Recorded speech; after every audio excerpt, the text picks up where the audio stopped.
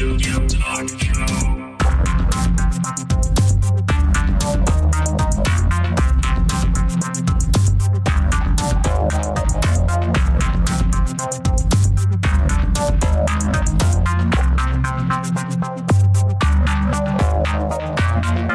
Visual Studio Talk Show. Bienvenue à une nouvelle émission du Visual Studio Talk Show.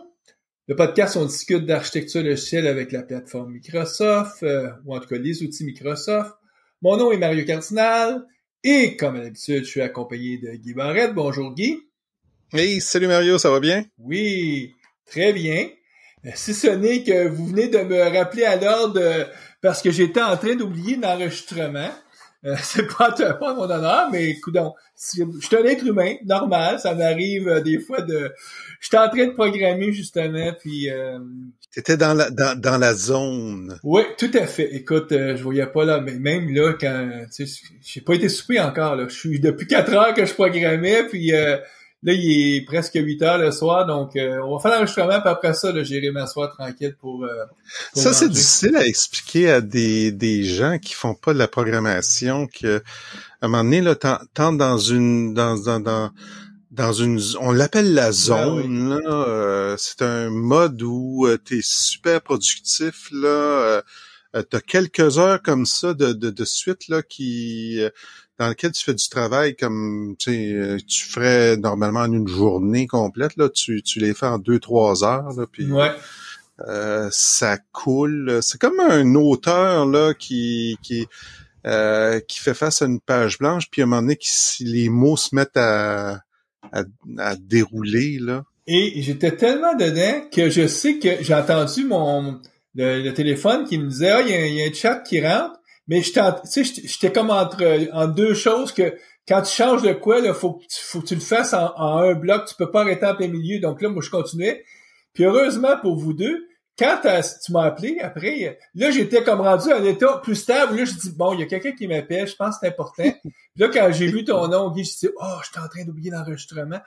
Mais heureusement pour vous, parce que si j'aurais été encore dans quelque chose de compliqué, où est-ce que là tu fais du copier-coller, tu déplaces des choses, puis tu veux vraiment pas te faire déranger, j'aurais probablement dit ben bye bye le téléphone, j'irai pas te répondre. T'sais.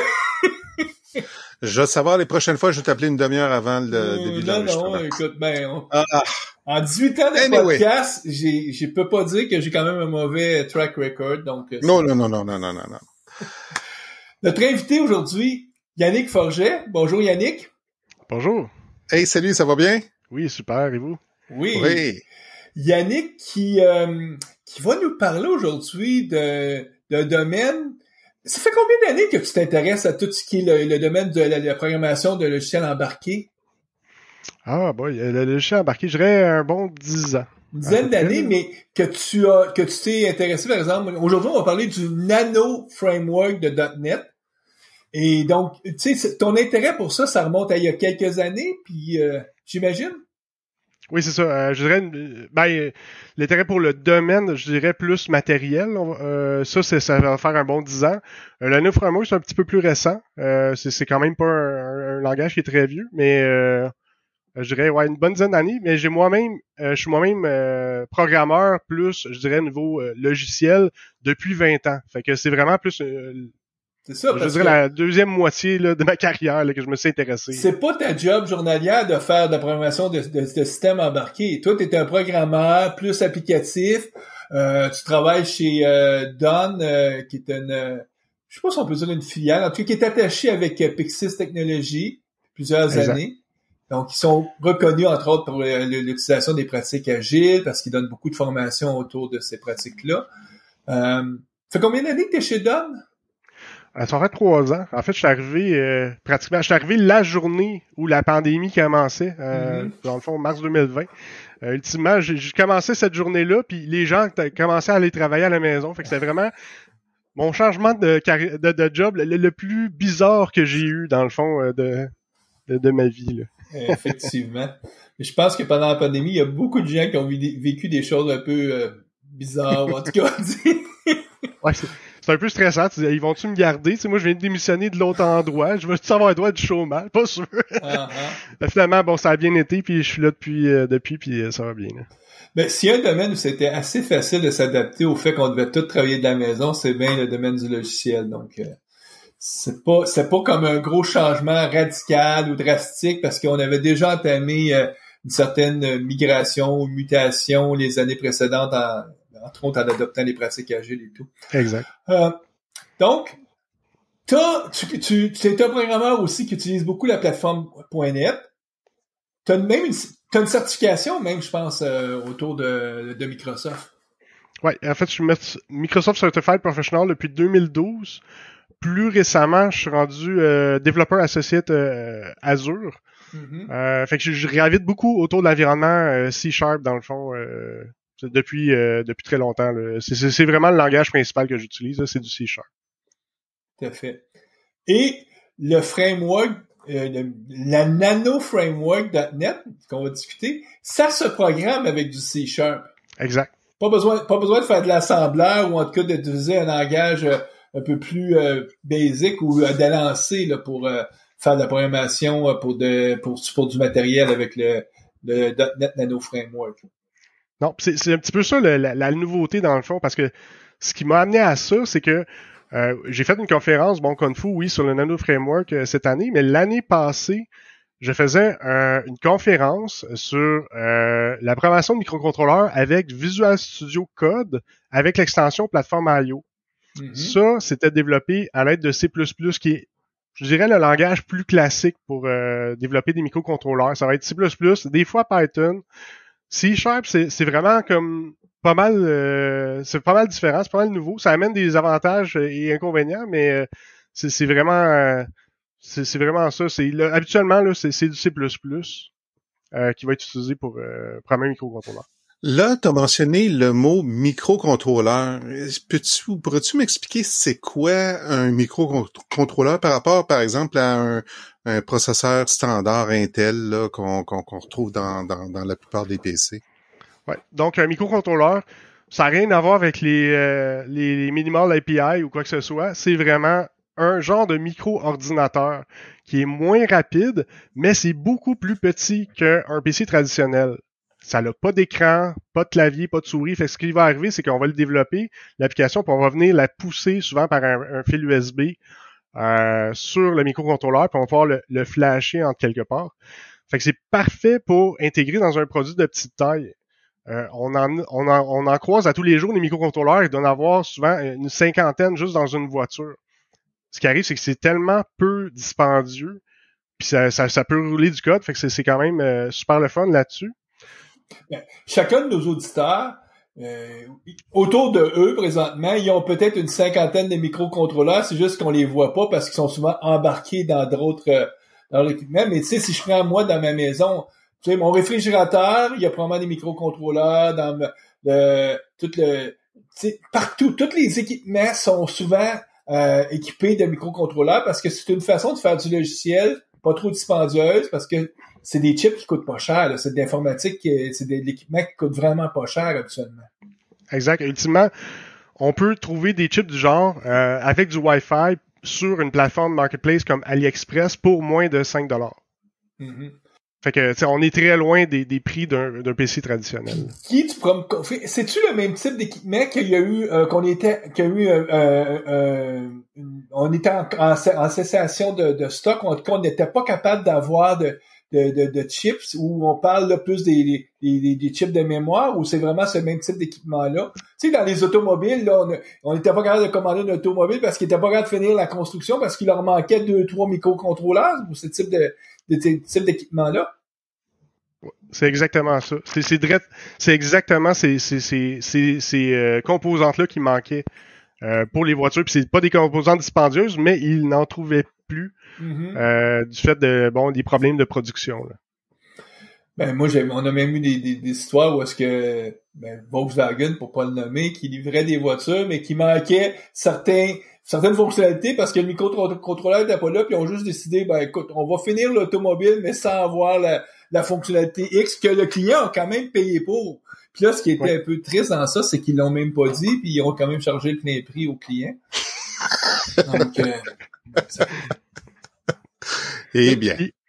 Une autre particularité des microcontrôleurs, c'est que, contrairement à un PC traditionnel, c'est que tu vas avoir des connecteurs électroniques pour interagir avec le monde physique, puis c'est ça qui vient faire ouvrir, dans le fond, les possibilités de ça. Fait que c'est parfait pour un drone, un robot ou un objet connecté. On pense, par exemple, au Google Home ou ces affaires-là.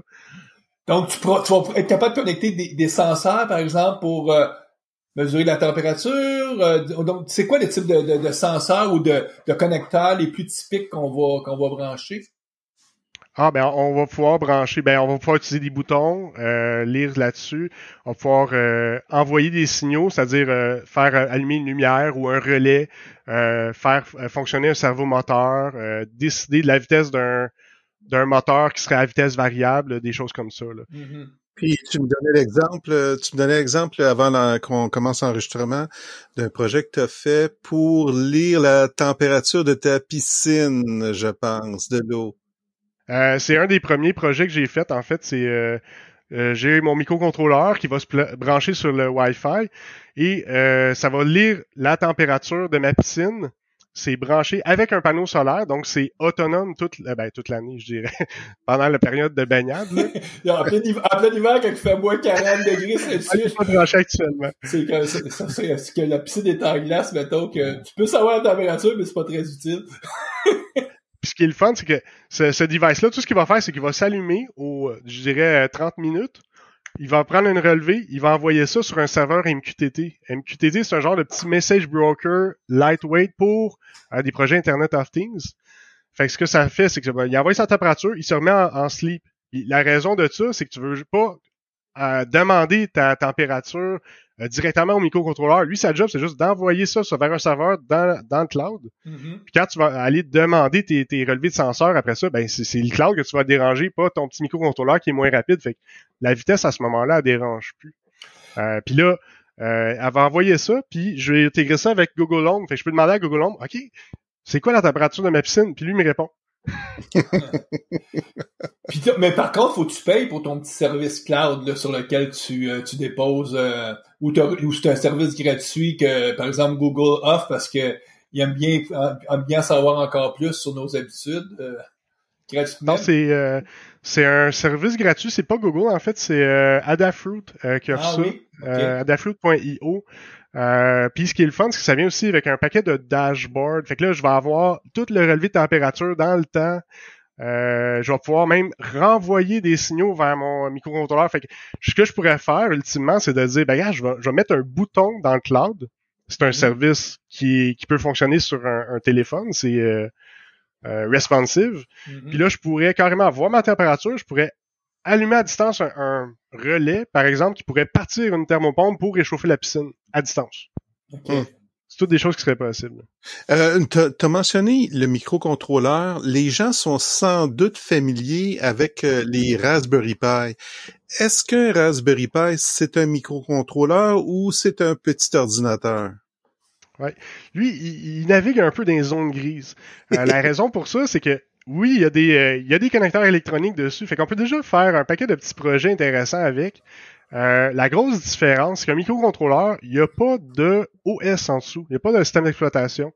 Ce que ça va faire, c'est que j'ai pas Linux, j'ai pas Windows. Je vais démarrer mon microcontrôleur, puis ce qu'il va faire, c'est tout de suite exécuter mon programme. Dans le fond, il parle l'application, puis on veut jamais quitter l'application, parce qu'après l'application, il n'y a plus rien. C'est vraiment bare metal. Fait que c'est pour ça que même si c'est pas des grosses puissances, on parle, mettons Arduino Uno, là, qui est très populaire, on parle de 16 MHz. Puis le microcontrôleur que moi j'ai utilisé pour ma démo, c'est un ESP32. On parle d'un dual core 240 MHz. C'est quand même pas très rapide, mais vu que t'as pas à supporter tout un système d'exploitation par-dessus, ça vient qu'à être quand même très performant pour ce que ça fait. Là. Ça peut lire. Mais est-ce qu'au démarrage, il va lire une zone mémoire dans le microcontrôleur où est-ce qu'il est inscrit le code, ou tu écris le code avec en le flashant là, dans le microcontrôleur? Parce que s'il va lire le code, il y a quand même une espèce de petit bootstrapper, là. Ouais, il y a un genre de petit bootstrapper. D'ailleurs, dans le cas du .NET Nano Framework, il faut flasher le Nano CLR d'abord. Puis cette espèce de petit bootstrap-là va aussi me permettre de faire des choses intéressantes telles que de pouvoir débugger en temps réel. Fait qu'il va être capable de parler à Visual Studio via cette petite couche-là, malgré que par-dessus, je me trouve avoir mon programme. Fait que oui, il y a quand même une petite couche en dessous, là.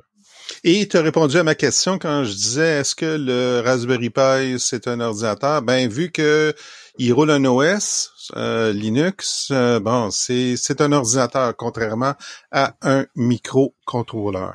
Exact. C'est quoi les microcontrôleurs les plus connus ou les plus usuels ou ceux qu'on peut le plus aisément acheter? C'est peut-être différent sur le marché européen que sur le marché américain, mais tu parlais de Adafruit. Est-ce que c'est une des compagnies qui est bien connue pour faire ce type de produit-là ou Non, Adafruit, c'est plus comme je dirais un marketplace de trucs électroniques aux États-Unis. Pour ce qui est des microcontrôleurs, c'est plus Arduino qui est vraiment le plus populaire, qui a été comme utilisé beaucoup par la communauté hobbyiste. Les gens normalement commencent par ça, puis tellement qu'ils ont décidé de développer leur propre IDE qui s'appelle le Arduino IDE. Puis la majorité du temps, les gens programment à travers ce IDE-là. Puis c'est d'où pourquoi l'année passée, en fait, ma conférence, c'était pour dire, ben regarde, il n'existe pas juste ça, on peut le faire avec VS Code aussi. Puis est-ce que je trouve que l'interface est peut-être plus poussée, c'est plus facile d'avoir plusieurs fichiers, de faire des inclusions, etc. Là. Donc ta conférence, c'était un peu de prouver que ouais, c'est possible d'utiliser un langage plus évolué avec un framework qui est quand même moderne pour programmer ces microcontrôleurs-là. Donc, comment ça marche? Oui. Dans le fond, les microcontrôleurs, ce qu'il faut savoir, c'est plus facile qu'on pense, c'est super intéressant, puis ça ouvre les portes en accès du monde physique. Il y a 4 principaux moyens de communiquer avec le monde physique, dans le fond. Ça va être la lecture digitale. Ça va être un binaire, dans le fond. Le microcontrôleur va vérifier est-ce que l'utilisateur appuie sur un bouton ou non. Fait que là, je vais avoir mon binaire 0 ou 1 qui va me permettre d'exécuter diverses fonctions à ce moment-là. Je vais avoir la lecture analogique. Analogique, c'est que ça va être une plage de valeur de 0 à 1023. Ce que je peux faire avec ça, ben ça peut être du voltage. Ça peut être où est la position exacte d'un bras, par exemple. Je pourrais dire, OK, il y a certains lecteurs de température qui fonctionnent avec ça parce que c'est une plage de valeur. Je vais transformer des degrés Celsius dans ma plage de 0 à 1023. Ensuite, la troisième façon de communiquer avec le monde physique, ça va être l'écriture digitale. C'est-à-dire que je vais envoyer un signal. Je pourrais allumer une lumière. Je pourrais activer un relais. Il y a beaucoup de gens qui prennent un objet non intelligent. Je pourrais prendre une vieille air climatisée puis dire, hey, regarde, je vais mettre un petit microcontrôleur à 5$, puis je vais le rendre intelligent. Puis ce que je vais faire, c'est que mon signal va aller comme appuyer sur les boutons à ma place. Puis la dernière façon, je dirais le principal moyen, il y en a d'autres, là, mais la quatrième plus grosse façon, ça va être l'écriture analogique. Fait que là, ça va être l'écriture, mais encore là, une plage de valeur. Fait que je vais pouvoir choisir la position d'un servomoteur. Je vais avoir une lumière, mais qui peut être réglable, dans le fond, dimmable. Puis je pourrais avoir aussi un moteur là, qui pourrait marcher avec une vitesse variable. Au lieu d'être juste complètement ouvert, complètement fermé, je vais dire, ben, roule, mais pas trop fort. Tu sais. Donc, quand tu dis analogique, c'est que ça se connecte à quelque chose qui est pas dans un monde binaire, dans le monde physique, mais veut pas, nous, on part d'un monde binaire. Donc, lui, il va faire la transition pour le ramener en valeur analogique. Comme tu dis, entre 0 et 1023, il va créer une plage de valeurs possibles. Exact. OK. Puis donc, ça simplifie, puis vous n'avez pas besoin de te préoccuper comment faire l'interface avec ce monde analogique-là. Lui, il s'en occupe directement au niveau du senseur ou de l'équipement du périphérique que tu utilises pour te connecter. Exact, parce qu'il n'y a pas de plus digital qu'un programme. Ultimement, la valeur analogique, ça, c'est sujet à plein de changements, d'interférences, etc. Ça va être quelque chose de vague, puis on va rendre ça digital en le mettant dans une plage de valeur, effectivement, de 0,1023. Fait que ce que j'avais fait l'année passée, c'était vraiment de dire, ben, je vais commencer une programmation. J'ai commencé tout simple. On a dit, on va faire une application de type Hello World.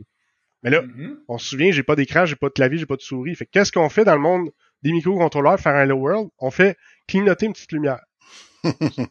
Fait que là, on sait, le code s'exécute vraiment sur mon device à côté, ça fonctionne bien. Puis finalement, je me suis rendu à finir avec justement un thermomètre Wi-Fi qui publiait des températures dans le cloud avec le serveur MQTT, puis mon dashboard que je parlais tantôt de Adafruit, MQTT étant le message broker. Là. Fait que j'ai eu beaucoup d'intérêt, beaucoup de questions. Puis au cours de la présentation, j'ai mentionné que c'était aussi possible de programmer en C#. Il y a quelqu'un qui m'a dit comment qu'on fait ça, programmer en C#? Puis j'ai fait ça c'est un sujet en soi.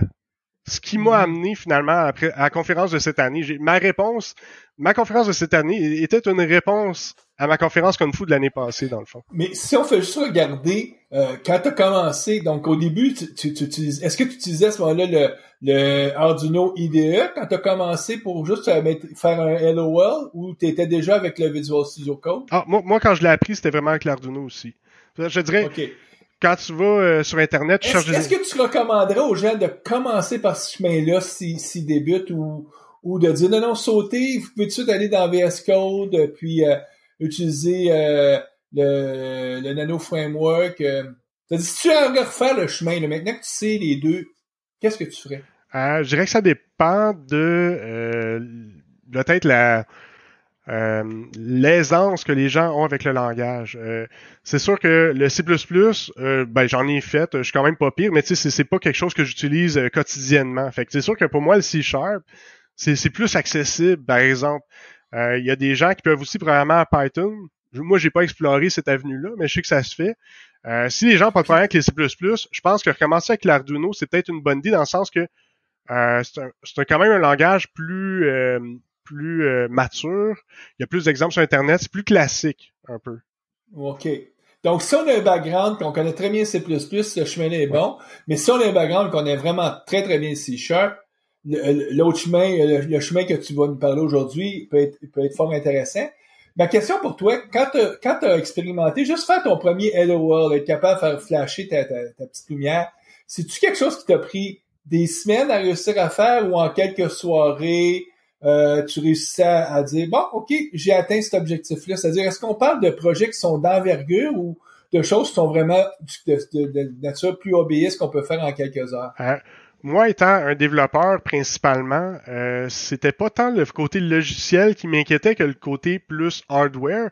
C'était de me procurer ce que j'avais besoin, c'est-à-dire une petite platine de développement, une petite résistance puis une LED. C'est pratiquement ça qui a été le plus compliqué. Après ça, on parle de 4 lignes de code. Mm-hmm. Pour vraiment faire clignoter une lumière. C'est vraiment simple d'un point de vue. Quand tu as eu les équipements, là, que tu les as reçus, tu les as probablement commandés par la poste, donc tu les as reçus, tu as dit, bon, là, je regarde ça, ben, tu peux quasiment dire que dans la même soirée ou en quelques heures, tu avais réussi à faire un premier succès, c'est-à-dire, ça flash, cette petite lumière-là. Tout à fait, même que ce soit avec l'Arduino IDE ou avec Visual Studio, on va avoir des projets d'exemple. Puis fait qu'on peut carrément dire, je vais aller prendre le projet d'exemple qui permet de faire clignoter une lumière ou faire un site web. Puis après ça, je peux ramasser les bouts qui m'intéressent puis monter quelque chose avec ça. Là. Puis j'ai-tu le même genre de projet d'exemple avec le Nano Framework? Ça ressemble beaucoup, ouais. Je dirais qu'il y a beaucoup de projets, je vais dire, classiques qui viennent dans le monde des microcontrôleurs vont venir. Par contre, on a une complexité de plus avec le Nano Framework, c'est-à-dire qu'il faut que je commence par installer le Nano Framework sur mon microcontrôleur. Oui, il faut flasher, dans le fond, le Nano CLR avec quelque chose qui s'appelle le Nano Framework Flasher. Par contre, si on va sur le site du .NET Nano Framework, c'est très clairement défini. T'as comme 2 lignes de code à exécuter, puis c'est parti. Là. C'est pas tellement... Donc, on parle pas de quelque chose qui est ardu. Là. C'est-à-dire que si tu te prépares à faire un peu de programmation, t'as flashé ton framework, ton Nano Framework dans ton... C'est pas ça qui va être le gros défi. Non, exact. OK. Mais tu sais, des fois, tu sais, tout a l'air beau, puis là, tu t'en rends, tu dis, OK, il y a une grosse barrière à l'entrée, il faut que je me tape tout ce savoir-faire-là qui est complètement hors cible, c'est-à-dire qui est pas lié avec vraiment de la programmation, qui est plus comment on maîtrise le monde embarqué. Mais un peu comme tu disais, le premier défi, c'est peut-être de trouver c'est quoi que j'ai besoin comme microcontrôleur, parce que je suis présentement sur le site d'Arduino, puis je regarde la liste du matériel, du hardware qu'ils ont, puis ils en ont toute une série, là. Ils en ont... Donc, on va vite sur la tête. Ils en ont plus d'une douzaine de modèles différents, puis avec ce qu'on appelle des shields, peut-être qui apportent des fonctionnalités additionnelles. Fait que là, c'est ça le défi, là. Il faut lire un petit peu en amont, là, pour savoir qu'est-ce qu'on va commander, parce que ça se trouve pas au dépanneur du coin, là, ces appareils-là, là. Non, exact. Puis ce qu'il faut savoir aussi, c'est que Arduino, il y a beaucoup de clones ou de copies, en fait, de ce langage-là, parce que c'est un langage qui est quand même open source. Fait que il y a divers manufacturiers qui ont reproduit, dans le fond, ce Arduino-là.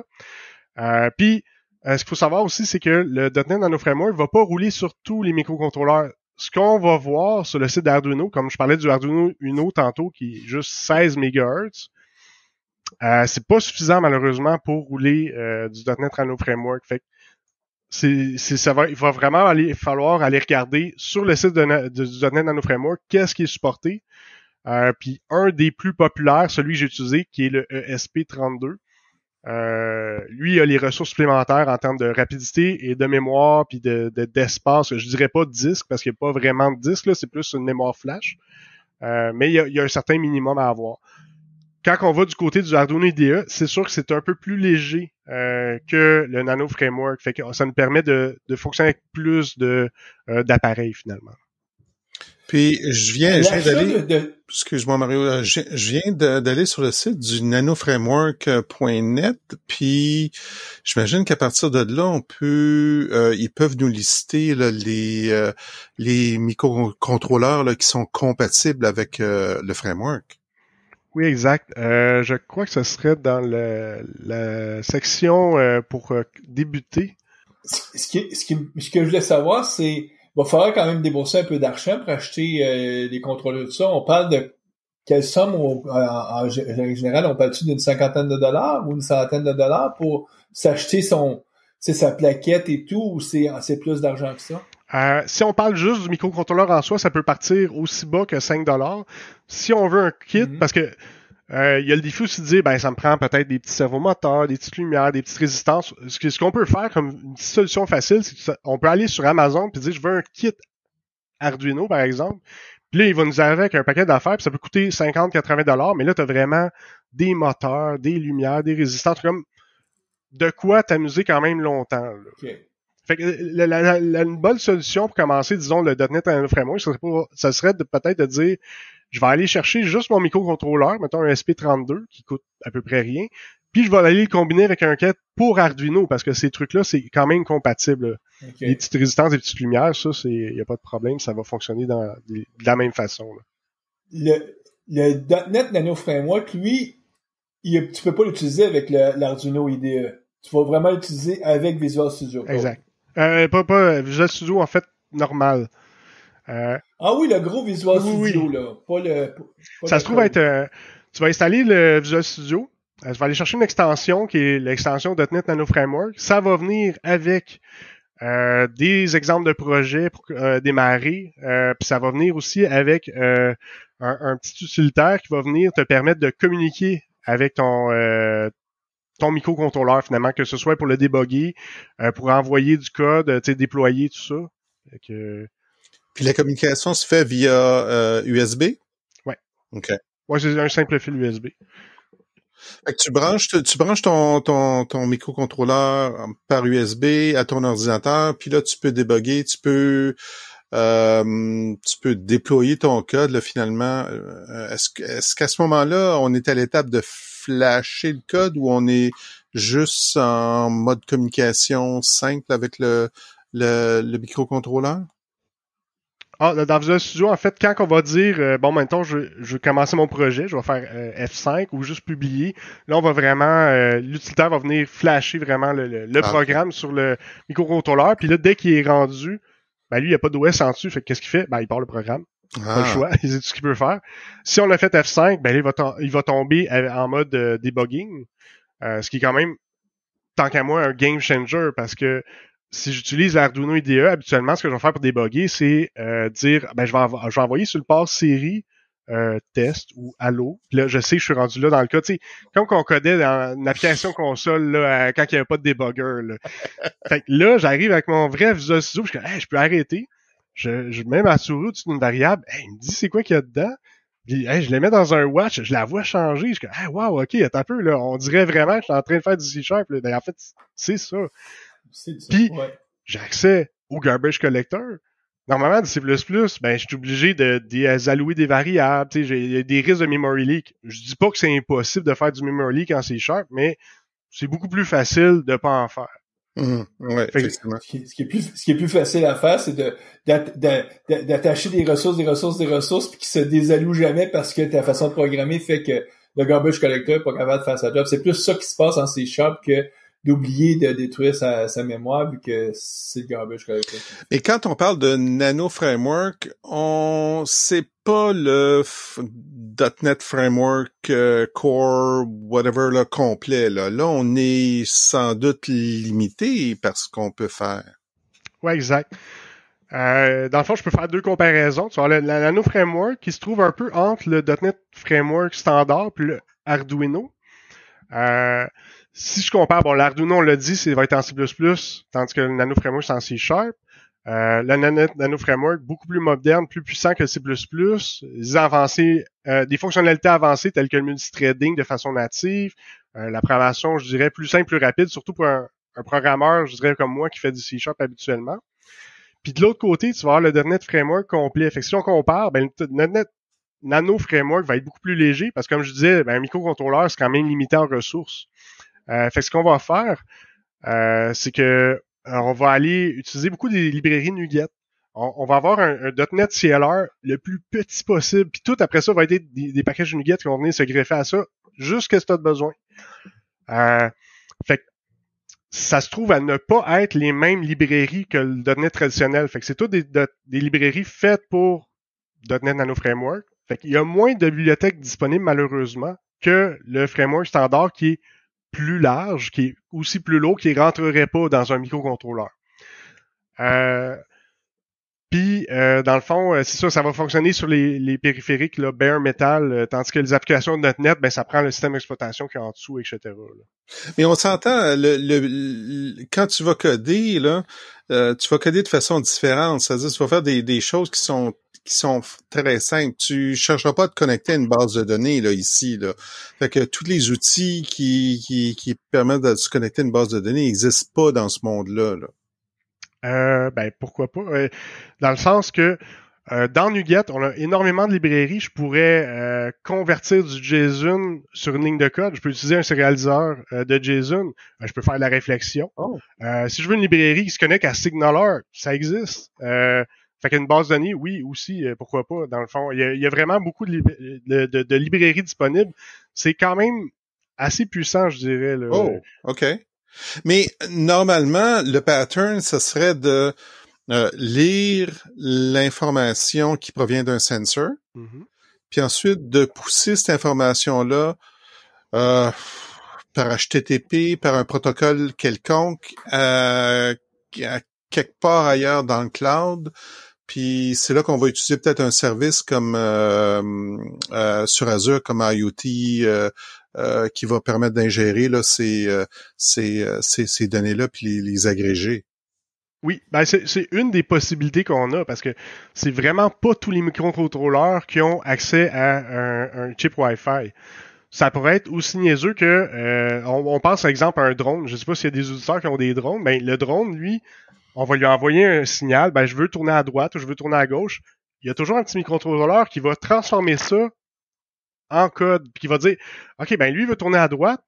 Je détecte que je suis centré, ben ça veut dire qu'il faut que je fasse rouler telle hélice, telle hélice. Il y a énormément de calculs qui se passent derrière qu'on réalise pas. Puis là, ce qu'il va dire, ben ok, je vais envoyer un signal à la logique pour dire l'hélice faut qu'elle tourne à tel RPM. Puis là, ça va me faire tourner à droite. c'est super niaiseux du point de vue du contrôleur qu'on a dans les mains, mais le code qui se passe en arrière, le microcontrôleur va gérer plein d'affaires, va déterminer la position. C'est pour ça que c'est beaucoup plus difficile ou c'est plus facile en fait à contrôler que par exemple un avion ou un hélicoptère qui a un peu moins d'intelligence, que là c'est vraiment directement relié au cerveau moteur en arrière. Là. Ah, c'est intéressant, là. Fait que là, moi, je pensais qu'il y avait le pattern principal, là, c'était la lecture d'un sensor puis envoyer la donnée, mais là, tu me dis que ça pourrait être tout simplement contrôler les actions d'un appareil. Là. Tu me montrais juste avant qu'on débute l'enregistrement que tu avais fait un projet là, avec un espèce de robot là que tu dirigeais avec une manette Xbox. Là. C'est un peu dans ce genre-là. Oui, exactement. Dans le cas de mon projet ici que j'ai fait avec mon robot, c'était un Raspberry Pi que, comme je disais, c'est pas tout à fait un ordinateur, c'est pas tout à fait un microcontrôleur, là, il est comme dans une zone grise. Mais oui, tout à fait. Puis je pourrais faire un autre exemple. Un projet que je me suis fait aussi, c'est de avoir en fait, j'ai un garage chez moi.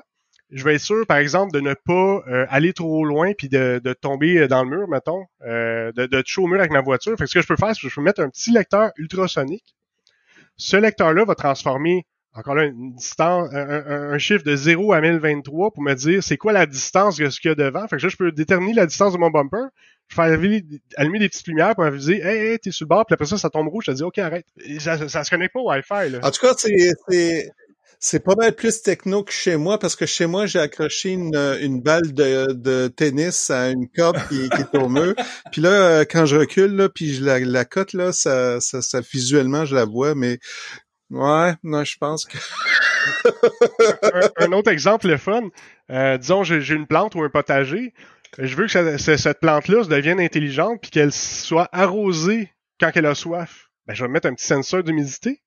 Je vais aller mettre une petite pompe dans un petit seau d'eau en dessous, puis quand elle a soif, j'envoie de l'eau. Puis encore là, pas de Wi-Fi. C'est tout à fait génial. Puis ce qui est intéressant ici, c'est que dans ton travail de tous les jours, tu utilises C#, puis tu sais, t'es programmeur, tout ça, mais ton hobby fait en sorte que tu réutilises tes skills de développement, mais tu fais des choses, c'est vraiment cool. Différent. Ouais, puis ce qui est le fun, c'est de venir un petit peu merger, si je peux dire, les deux mondes, dans le fond. C'est que je suis très bon, mettons, au niveau du développement logiciel, puis là, quand tu viens à mettre les doigts un peu dans ce qui se fait au niveau hardware. C'est un petit peu ça, là, ils disent le Hello World, là, c'est le moment haha, là, ça te fait réaliser tout ce que tu peux faire après. Ben, quand tu vois ta petite lumière clignoter la première fois, tu te dis oh mon Dieu, je viens vraiment d'interagir avec le monde physique. On dirait que tes horizons s'étendent, tu te dis hey, finalement, c'était pas si compliqué que ça. Fait que tu n'es limité qu'avec les différents sensors qui sont sur le marché ou les moteurs que tu peux que tu peux trouver, parce que là tu me parlais d'un capteur d'humidité, d'un capteur de température d'eau. J'imagine qu'il y a des dizaines et des dizaines de capteurs différents qu'on peut brancher. Oui, tout à fait. Ça peut être des capteurs de pH. Et ça va même jusqu'aux capteurs de radioactivité. Il en existe là vraiment beaucoup des types de capteurs. Puis c'est sûr que en me promenant là-dedans, j'ai appris beaucoup. Puis ce qui est le fun, c'est que les librairies vont souvent tout englober la complexité de tout ça. Je donne un exemple. Quand j'ai fait ma conférence Kung Fu, en fait, un des exemples que je donnais, c'est aller chercher un petit capteur de température qui s'appelle le DS18B20. Bon. C'est quoi ça que ça mange en hiver? C'est pas tellement important parce que si je m'en vais sur le site du .NET Nano Framework, il me donne toutes les composantes listées, il me dit hey, voici comment ça s'utilise, intègre la librairie, plug ça de même, puis après ça, ce que je reçois un objet de température que je peux décider de faire tout Celsius ou tout Fahrenheit avec, puis ben je peux l'utiliser comme que je veux. Fait que toute la complexité derrière ça est éliminée dans le fond. Fait que, qu'est-ce qu'on peut pas faire avec le Nano Framework? T'as-tu rencontré certaines limites, par exemple, dans ton développement? Je dirais, Pour l'instant, ça reste plus récent que Arduino, donc c'est sûr que si tu t'atteins un problème spécifique, c'est un peu plus difficile de trouver des exemples de code. Puis mon problème numéro un, ce serait vraiment de dire, il faut quasiment magasiner le microcontrôleur d'abord, dans le sens que c'est vraiment pas tous les microcontrôleurs que Arduino supporte qui vont être supportés dans .NET Nano Framework. Par contre, les différents capteurs, les différents sensors, eux autres vont pouvoir se brancher sur la plupart des modèles Arduino. Exact, oui. Puis la liste est vraiment impressionnante de trucs qui sont déjà supportés. C'est sûr que oui, il y a sûrement moyen de faire le protocole soi-même puis de parler plus au niveau presque binaire au sensor de température, mais il y en a vraiment beaucoup qui sont déjà supportés, puis j'ai pas eu à réinventer quoi que ce soit. Là. Il y a même, dans le cas de mon sensor de température, il utilise un standard qui s'appelle le One Wire, que je connaissais pas. Ça se trouve être un genre de micro LAN pour les objets électroniques. Fait que là, avec un seul fil, ça va faire la réception et la transmission. Ce qui est un peu spécial, mais tout ça, c'est géré de façon transparente par la librairie .NET. J'ai un petit package NuGet installé, puis ça va tout gérer la complexité derrière la communication. Puis ce micro-LAN-là pour intégrer 50 devices différents, puis tout parler à travers un seul fil. Je suis comme, wow, OK. La complexité derrière ça doit être quand même quelque chose, mais j'ai pas à y penser, dans le fond. Est-ce que tu as rencontré des contraintes? Tu sais, ton microcontrôleur, il y a quand même des limitations physiques, là. Tu sais, est-ce que ça arrive des fois, tu dis, là, mon programme, il est trop gros. Faut vraiment que je trouve moyen de le rapetisser ou, tu sais, parce que si tu fais de l'allocation à ton dynamique d'espace, puis tu dis, OK, je vais me faire une belle array, là, de 1 million de rangées, c'est sûr que ça rentrera pas dans ton microcontrôleur. Exact. Oui, j'ai une limitation. Je sais pas si j'aurais pu la contourner. Je préparais mon exemple comme fou, puis j'étais allé quand même pousser dans mon dernier exemple. J'ai commencé, simple, Hello World. J'ai fait mon capteur de température. Mon dernier exemple, c'est dit, OK, là, on pousse ça loin. Je me fais un site web avec un API RESTful pour gérer les deux premiers exemples, avec des contrôleurs, des attributs root, des méthodes getPost, de l'injection de dépendance via un service provider, des threads. Mais un site web qui va être hébergé dans le microcontrôleur. Ouh! Fait que j'ai tout fait ça. Il y avait de l'authentification, du storage local via des ressources, parce qu'on n'a pas vraiment de disque dur. Puis j'arrivais à faire tout ça. Le step de plus que je voulais faire, j'ai malheureusement pas eu le temps, je voulais vraiment faire l'effet wow, c'est de prendre un site en Blazor et de le mettre là-dessus. Malheureusement, le DLL était trop gros. Okay. J'ai eu un problème au niveau de la mémoire. Il aurait peut-être fallu que je le stream d'une différente façon. J'avais moins le temps. J'ai pas pu me rendre jusqu'où je voulais, mais ça aurait été comme, OK, j'ai un site web en Blazor dans les mains, physiquement. Là. Parce que l'idée, c'est que je peux brancher une petite batterie en plus lithium polymère avec ça, puis je peux dire, hey, je me promène avec mon site web en .NET. Mm-hmm. Mais c'est fou, là. On est plus loin que de la lecture d'un simple capteur, là. Puis tu as ton propre site web. C'est-à-dire, c'est un des bénéfices d'utiliser le Nano Framework, là, ici. Oui, tout à fait. Puis, la limitation, je vais dire plus d'espace disque, peut se contourner facilement parce qu'il y a une librairie pour le .NET Nano Framework qui permet de lire des fichiers directement sur une carte SD. Fait qu'on peut supposer que je me mets une carte SD de 16 GB là-dessus, puis il y en a plus de problème. Là. Donc, si je t'entends bien, ton exemple que tu nous as donné initialement, où est-ce que tu avais un senseur dans ta piscine qui envoyait sur le cloud la température, si tu avais jumelé à ton petit microcontrôleur, pas juste un senseur pour la température, mais aussi un récepteur Wi-Fi, t'aurais pu probablement dire, moi, je me réveille à toutes les 30 secondes, ou j'attends que quelqu'un qui fasse une requête sur le web, et là, je vais aller lire la température et je vais la retourner. Puis t'aurais pas eu besoin d'envoyer sur le cloud la température à ce moment-là, mais t'aurais été limité en disant, faut que je sois dans la périphérie de ma piscine. Faut que je sois en dedans de 30 pieds de ma piscine. Soit ça, ou si mon microcontrôleur est connecté sur mon Wi-Fi, on s'entend, il y a une adresse IP. Mhm. S'il y a une adresse IP, ça veut dire que je pourrais ouvrir un port sur mon routeur puis je pourrais y accéder de n'importe où dans le monde. Là. Ah ah. Donc, et donc, ça devient intéressant parce que là, tu as quand même beaucoup d'options de design. Où est-ce que tu sais comment je vais faire ma solution? Ah, je peux la faire comme ça, je peux la faire comme ça. Puis après ça, ben, dépendant des choix que tu fais, c'est soit plus solide ou moins solide, ou en tout cas, plus de contraintes, moins de contraintes. Ouais, il faut vraiment le voir comme un ordinateur moins rapide, mais qui consomme tellement rien en électricité que je mets une batterie dessus, puis si je le fais endormir, mettons, le mettre en mode sleep, il tombe encore plus bas. Juste se réveiller une fois aux 15 minutes, disons, envoyer un sensor puis tomber, là, même pas de panneau solaire, j'en ai pour des mois. Des semaines, sinon des mois, en fait, de courant, en fait, juste sur une petite batterie, là. Ah oui, donc ça pourrait même juste avec une pile, puis que tu sais que faut que tu changes la pile à tous les 6 mois, mais ça serait quand même une solution acceptable, sans forcément avoir besoin de dire, ah ben là, faut que je trouve une façon de l'alimenter par le solaire Exact. ou par une autre forme de source d'énergie. Oui, tout à fait. Dans un monde où je voudrais en faire un travail à temps plein, il faut que je travaille pour une société, une compagnie qui fait du hardware. Puis là, je pourrais développer. Sinon, ben un peu comme toi, c'est ton hobby, c'est ton passe-temps.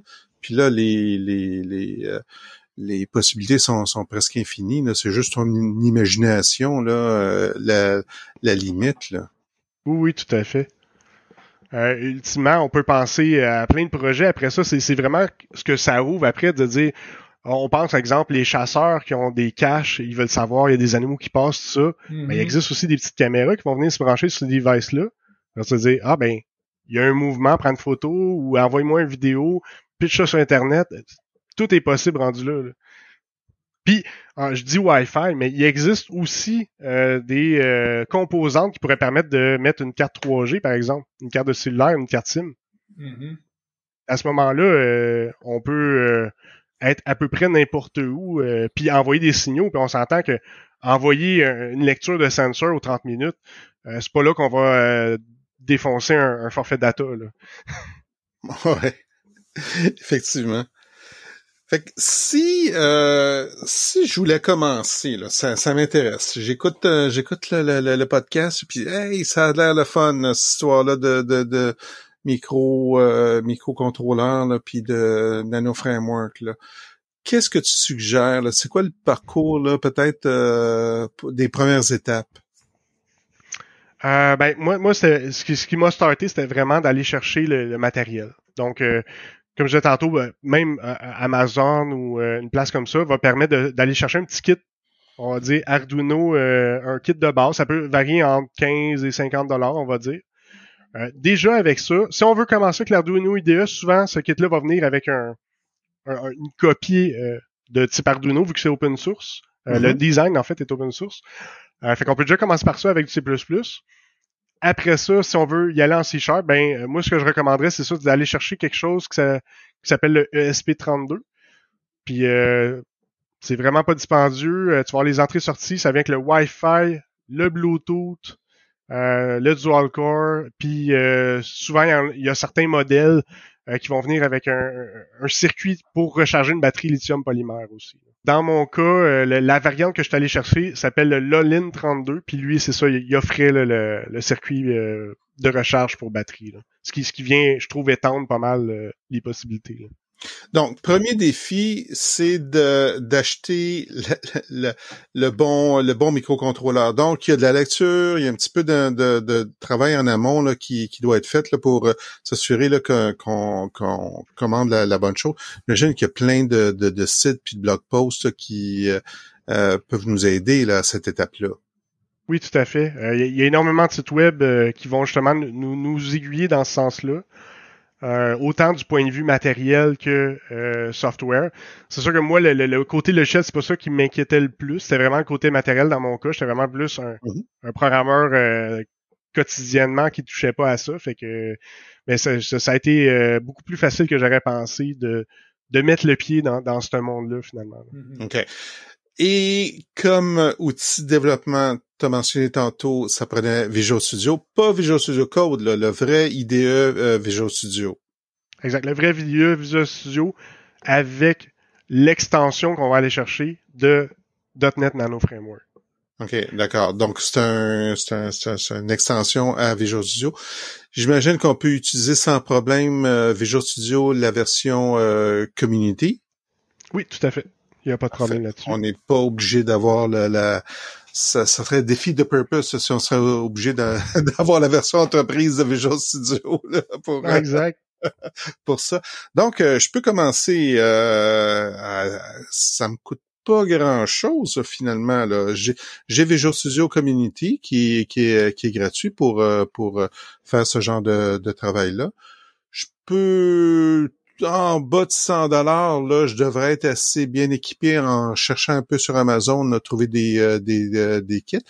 Est-ce qu'il y a des magasins qui sont situés au Canada qui spécialisent dans ce type d'équipement-là? Les microcontrôleurs en tant que tels, ça c'est une bonne question. La plupart c'est aux États-Unis ou en Europe ou j'imagine en Asie aussi.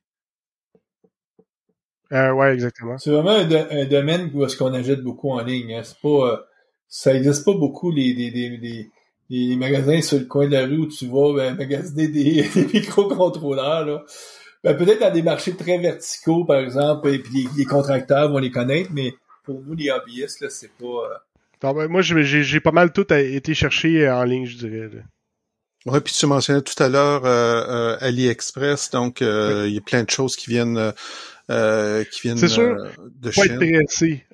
Souvent, tu vas avoir la même composante sur Amazon, mais elle va être plus chère, tu peux l'avoir rapidement. Ou tu t'en vas sur AliExpress, ça va être beaucoup moins dispendieux, mais faut pas être pressé. Ça peut prendre 3 ou 4 semaines recevoir son stock. Là. C'est sûr que ça vient d'Asie. Là. Ça part de Chine qui traverse l'océan dans un conteneur avant d'arriver chez nous. Non, par avion, mon cher. Non, je sais pas. Ouais. Peut-être, je sais pas. Je connais pas assez ça. Je peux te le dire. OK. Écoute, je pense que ça fait un bon survol de ce qu'on peut faire avec cet outil-là, le .NET Nano Framework. Puis, j'espère que ça a donné le goût à certains de nos auditeurs de se lancer.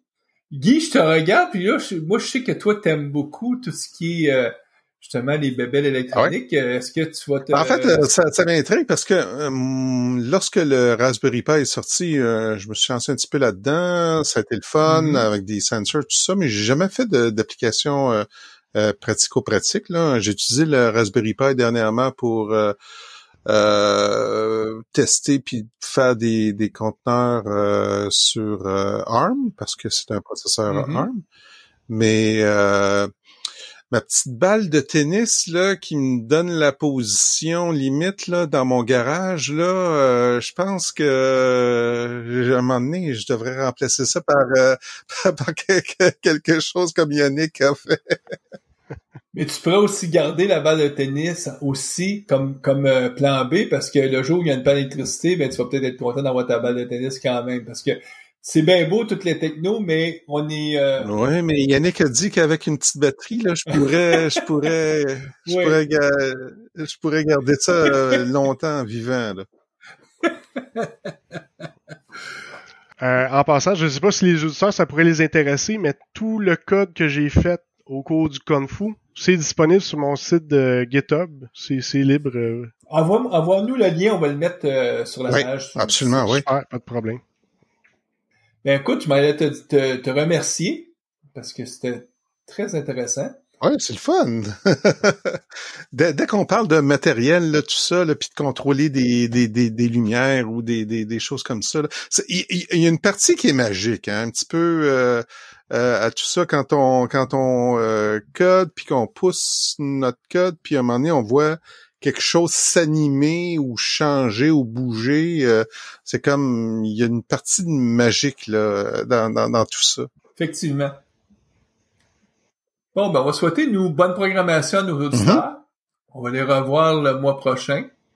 Puis, ben, d'ici là, profitez de la vie, hein? Merci, Yannick.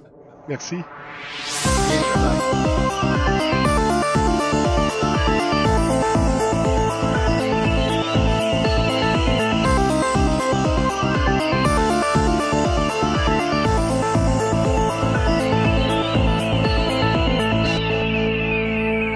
Visual Studio Talk Show.